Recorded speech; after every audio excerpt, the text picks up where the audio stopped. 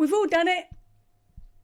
We've all succumbed to those gorgeous puppy dog eyes that our sweet little angel is fluttering, and we have all given away to every single whim.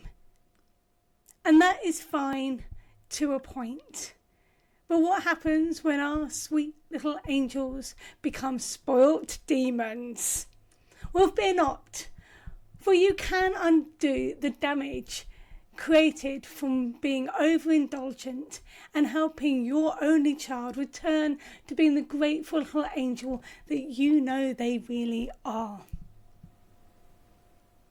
And this video is going to share different hints and tips and tricks to explain things that you can do to help unspoil your child. Hello, and my name is Tamsin, and I run the website theonlychildclub.net, and I'm dedicated to supporting you and your gorgeous one-child family, helping you all to grow, flourish, and live life to the full. Now, in this video, I'm going to share some top parenting tips on how to unspoil your child. There's a reason that I'm doing it as a two-parter. Number one, this is a really big topic, unspoiling a child, okay? Especially now that we're living in a very materialistic, entitled world. So the other reason is because I'm actually going to use a lot of the advice that's in this book here, which is called The Me Epidemic, a step-by-step guide to raising capable, grateful kids in an over-entitled world by Amy McCready. So I highly recommend this book. I'm only going to share a few little tidbits from this book in there. I will put a link in the description below for you to go and get this book. I wish I had bought this book when Sops was a lot younger. I would have definitely used some of the advice that she gives, used some of the tools that she gives in her little toolkits to help as I was raising Sops. So I highly recommend, if your child is very young, get this book, and you can hopefully prevent your child from becoming spoilt in the first place. So do get a copy. As I said, I will put a link in the description below. But the other reason I'm putting this into a two-parter is because I haven't read all of this book. I'm like one of the slowest readers in the world. I'm so slow. So I read half of it, and next week I'm going camping, so I'm going to read the other half. And then the week after next, because next week is when I'm recording this week, but I'm not actually going to launch it until next Saturday, because in the meantime I'm going camping. So while I'm camping, I'm going to be reading this, and then I'll be releasing that video, part 2, after Saturday next week. So yeah, hope that makes sense. So anyway, that's what I'm going to be doing, reading this while I'm camping, and I'm looking forward to doing that. So if you are interested in going to part 2, don't forget to click that subscribe and the notification button, just so that you can to get that later on. Oh, by the way, there might be a bit of a gap between part 1 of how to spoil your child and part 2, because in between, Sops needs to do her own video about how to fun things to do in the summer. Not quite sure what the title is going to be, but that's what it is. She's told me I have to write a brief for her to do a video, and yeah, honestly, it's like pages of how to write a brief she's given me based on that iMedia course that she's doing. So I've got to write this whole brief for her to then go off and do this video. But I'm really grateful she's willing to do it. So yay, that's really cool. I am raising a good child who's willing to support in this. So before we begin talking about how to unspoil your child, I do feel I have to share something about the difference between a spoilt child and a child who's having a blessed life.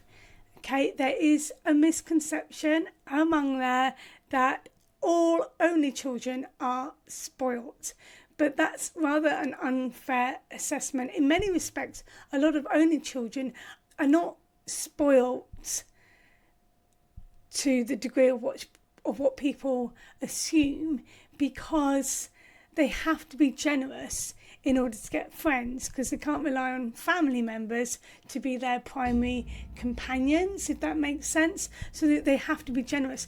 And in fact, there's more of a danger of an only child being bullied and exploited by other children because they may be too generous, if that makes sense.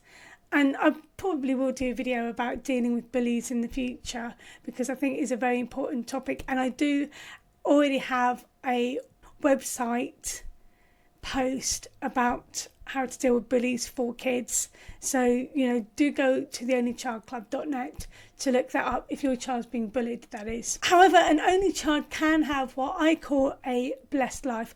Other people may use the term privileged, but I don't like the word privileged now because it's got a lot of political connotations to it, and it's become weaponized in many respects. And I think some people are called privileged when they're not privileged at all. So I'd rather use the term blessed, and that means an only child may be more likely to have foreign holidays, may be able to go to a better school, may be able to have private education, where they may be able to have a brand new school uniform as opposed to hand-me-downs.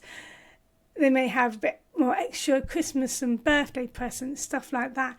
But if they are receiving these things, but they acknowledge that they are having a blessed life and that they are grateful, then they're not behaving in a spoilt way. However, if a child is behaving in a very entitled way, that means they expect all these wonderful things to happen to them, and if they don't have it, they behave badly. That's an indication that they are spoilt, and that's what you need to reverse if your child is showing this behaviour. And to be honest with you, it's not just an only child thing, it's a Gen Alpha thing, possibly a Gen Millennial thing, definitely a Gen Z X, no, where are we? It's definitely a Gen Alpha thing, could be a Gen Z thing as well. Z? What am I saying Z for? Have I become American? Gen Z? To be honest with you, I kind of think we should stick with the American thing because it rhymes anyway when you do the alphabet. So, yeah.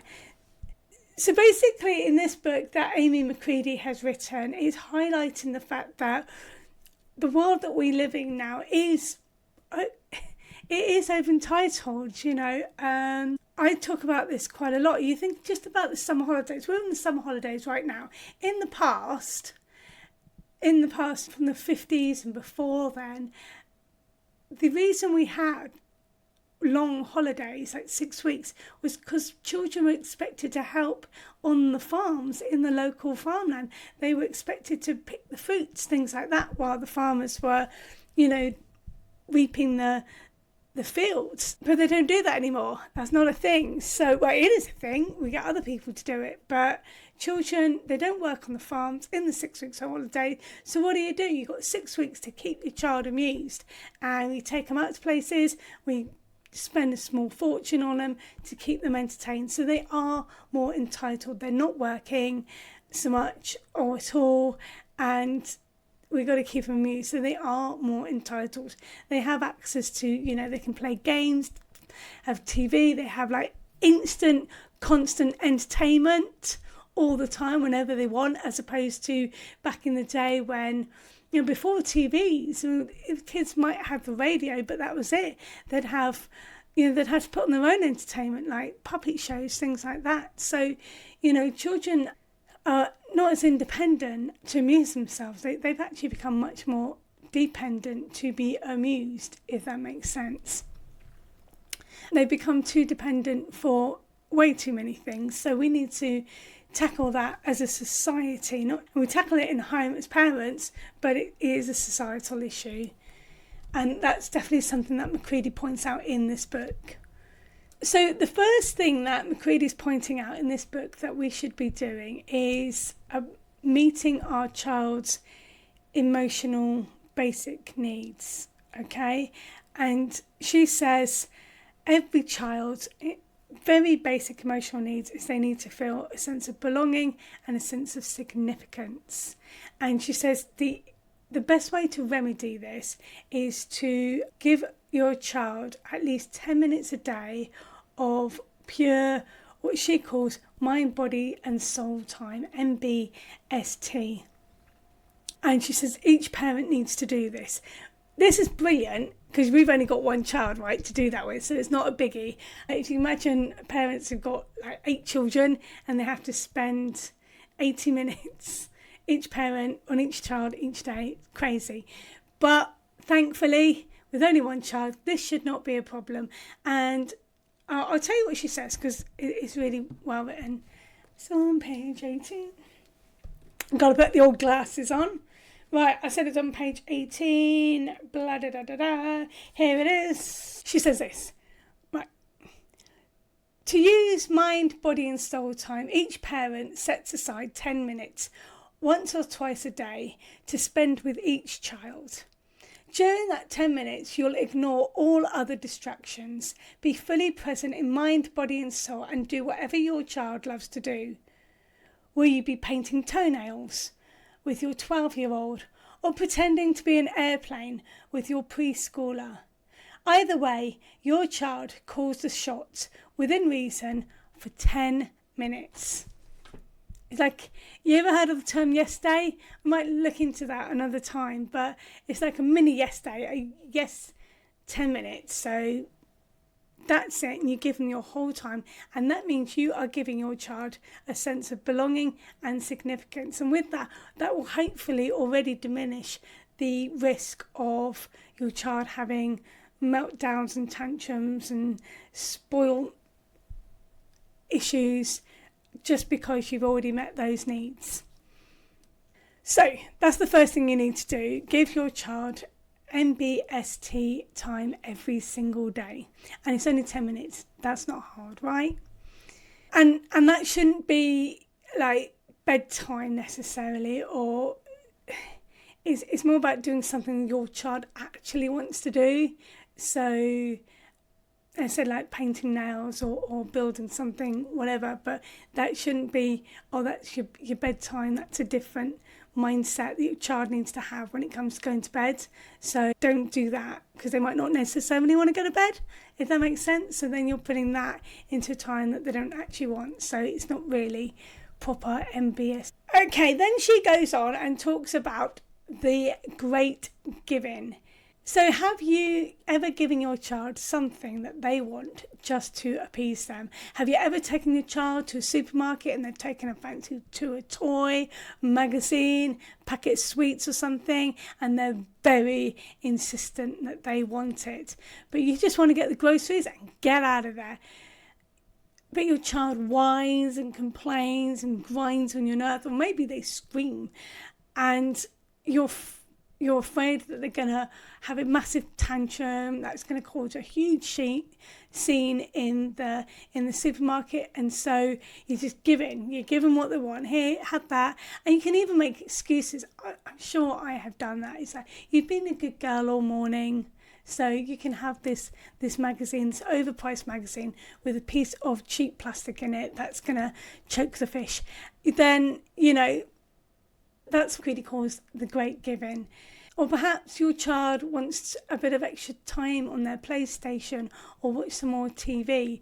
I remember when I was a child and I'd watch a TV show on ITV, maybe it was the Muppet Show. We watched it all as a family or something, and then my mum said, right, now bedtime, when the show was over. And I just did not want to go to bed. So I was like, no, this is my favourite advert on TV, let me watch this advert. No, this advert is ridiculous. The first 10 minutes of the next show, and by that time it was after the 9 o'clock watershed, that is the great giving, is if your parents say, oh, okay, one more advert, yeah, have this, just to extend it, because we always want to negotiate having more than what we're being offered by our parents, if that makes sense. So these are the 3 steps. Now, actually, Macready, whatever I share about what Macready says in this book, there's a heck of a lot more. I'm only giving you tiny little tidbits. This is why I recommend you get this book, because there's a lot more in it than what I'm sharing. But these are 3 little tidbits that she recommends when it comes to not giving in to your child on these seemingly small matters, but they can easily escalate. And before you know it, you're giving your teenager a credit card for them to go shopping. So, be very, very careful. This is why you have to be, nip it in the bud at a very, very early age. So the first thing she says is start small. So for example, if your child does want some extra time to watch a bit more TV, no, and start on something really as small as that, because then when because if your child knows that you can say no about that, your child will soon learn that you can also say no about other things. Does that make sense? Whereas if a child has had their parents say yes to pretty much everything, then when you first say no, they're going to test that. Oh, they're going to test it. But you do need to start small. Let them do the testing. It probably will escalate to something much bigger than it needs to be. But when you've achieved that, then you're going to feel a lot better. And your child's going to soon learn that actually you can say no and you do stick to your guns. The other thing she says is obviously reveal the rule beforehand. Okay, that's only fair for your child, isn't it? So, for example, if you take your child, I think she gives this example in her book, if you take your child to the supermarket once a week, and to appease your child so that they don't cause havoc, you always give them a cookie, you always buy them a cookie or something. Before you go into the supermarket, you said, right, this time I think you're old enough to be able to go around the supermarket and you don't really need a cookie, do you? Okay, you're old enough, you're big enough, you don't need that anymore. So you just say, I'm not going to get you a cookie. So your child already knows. And then the next thing she suggests is stick your ground. Really stick it. If you've got a very headstrong child, they may want to negotiate and wheel and deal and duck and dive. And one of the cool things, though, and this is one of the cool things about having only one child, is they don't have a sibling to compare with. They may use a friend on some things. They might, hey, my best friend Julie's allowed to have her ears pierced, but generally it's a little easier when you've only got one child, so that they don't necessarily have siblings to compare with. So you could say, no cookie. You give a cookie to, Jimmy. Jimmy's only 2, something like that, but you're 5 now. You're too old for that. So you don't have to worry about balancing the fairness in the family if you've only got the one child. So hopefully it won't be quite so challenging for you as it is for other parents who've got more than one child. So stick your ground, just say no, and keep with it. It doesn't matter if your child has a whopping great big tantrum in the supermarket. I remember stopped having it. I'm sure I did as well. And you just, sling over your shoulder, put them in the car, just let them have their tantrum. I have seen plenty of children having whopping tantrums in the supermarkets. It's bloody hilarious, so funny to watch. And, most of the time the parents are not giving in, and I'm just like, kudos to you. And a lot of the other parents and a lot of the other shoppers, you can see they're admiring the parents for not giving in. So you can do it. You cannot give in, no matter how stubborn your child is. The next bit, to be honest with you, this is the next bit in the book, but this is as far as I got. So the next bit in the book, she says, is that your child is not helpless. Another way that we spoil our children is that we do too much for them. So it's not just about giving material stuff all the time. It's also about doing things that they can actually do for themselves. And I confess, I'm being bad at this. I remember staying up quite late actually doing one of my daughter's homeworks when she was in middle school. I think it was like some sort of paper mache globe thing, and I think it was for World Book Day, and her dad and I seemed to do most of it, to be honest with you. She did a bit, but we did the vast bulk of it.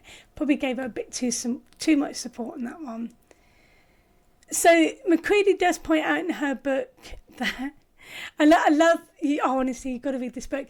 I love the way that she writes little passages in her book, which is the kids' own entitled Kids Handbook. And it advises that they say do a rubbish job at everything so that you redo it and so that you don't ask them to do it again so that they don't have to do it. Say like taking the bins out or washing up, and they'll do a really rubbish job at it so that you know, oh, I'll just do it myself every single time. They're a bit naughty for that, but to be honest with you, I remember doing that as a kid when I was younger, just doing a half-assed job so that my parents would do it. And I know absolutely Sops does that because she's admitted it. So yeah, I make her go back and do it again. That's the only thing you can do, so make sure you do. If your child does a half-assed job with something, pretending that they can't do it, you make sure they go back and do it again. Now, what Creedy does suggest is that you start really young and you have patience when your child is trying something for themselves, like pouring the milk. Have you ever noticed this with children, okay, with really little ones? It's so funny, it's so cute. When they're really little, when they're like 2-3 years old, they want to be independent, they want to do things for themselves.